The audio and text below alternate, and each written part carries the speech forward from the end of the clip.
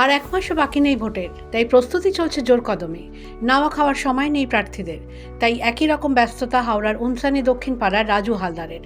নিজের কারখানায় দিনরাত এক করে তৈরি করছেন বিভিন্ন রাজনৈতিক দলের পতাকা। ভোট যত এগোচ্ছে ততই বাড়ছে চাহিদা, তাল রাখতে হিমশিম খেতে হচ্ছে। হ্যাঁ, আমার কাছে এখানে সব দলেরই হয়, মানে পার্টির যে কোনো TMC, BJP, Congress, RSP, CPM, যত রকম আইএসএফ, যত রকম পার্টির যে কংগ্রেস, সবগুলিরই হয় এবং ধর্মীয় পতাকাও তৈরি হয়। না, নির্বাচনের পরেও হয় টুকটাক, যেখানে মিছিল মিটিং হয়, সারা বছরই পতাকাই তৈরি হয় আমার এখানে।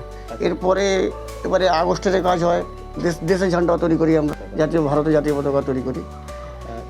আমার কাছে এখন উপস্থিত টিএমসির চাহিদাটা বেশি। তবে আফসোস একটাই, এবার আর ভোট দিতে পারবেন না তিনি। নাম ডিলিট হয়ে যাওয়ায় এই সময় এত ব্যস্ততার মধ্যেও ট্রাইব্যুনালে ছুটতে হচ্ছে। হ্যাঁ, সব এখান থেকে এনে যায়, কিন্তু দুঃখের বিষয় আমার যে নির্বাচনে যাই ভোট দেবো, আমার নাম ডিলিট হয়ে গেছে। এটা আমার দুঃখ। আমাকে আবার আজকেই ছুটতে হবে, আজকে উকিল ফুকিলকে ধরতে হবে আমাকে। আজকে দেখলাম আমার নাম ডিলিট হয়ে গেছে। কারখানার এক কর্মচারী বাবলু শেখ জানান, কাজের চাপে এখন চোখে অন্ধকার দেখছেন তারা। হ্যাঁ, নির্বাচন ঘোষণার পর থেকে তো এমনিতেই আমাদের নির্বাচন ঘোষণা হওয়ার আগে থেকেই কাজের চাপ আছে।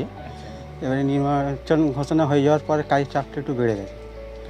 এবারে যত দল আছে সব একসাথে মাল চাইছে, প্রত্যেকটা দল কথা বলছি, সিপিএম থেকে, বিজেপি থেকে, তৃণমূল থেকে, আইএসএফ থেকে। এত কাজ একভাবে মানে প্রোডাকশন তো হয়ে উঠছে না। দিন রাত এক করে মাল প্রোডাকশন করতে হচ্ছে। এটা একটা দলের তো ব্যাপার না যে একটা দল 1 লাখ মাল চাইলো দিয়ে দিলাম। 3-4টে দলকে এবারে মাল দিতে কি খারাপই যে হচ্ছে, কি সমস্যা মানে ধারণা করতে পারবো। দল দেখে যে কাজ করেন না তারা, জানালেন সে কথাও। যে কোনো জায়গায় সব দলের পতাকা বানাচ্ছি, ওটা ঠিক কথা। এটা আমাদের ব্যবসা, এটা আমাদের করতে হবে, আমাদের কোনো দল দেখতে গেলে চলবে না।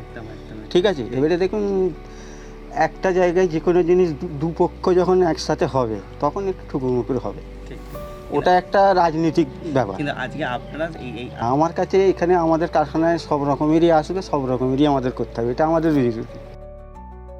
দেশ স্বাধীন হওয়ার পর এই কারখানা তৈরি করেছিলেন রাজুর দাদু। তারপর থেকে বংশানুক্রমিকভাবে কাজ চলছে।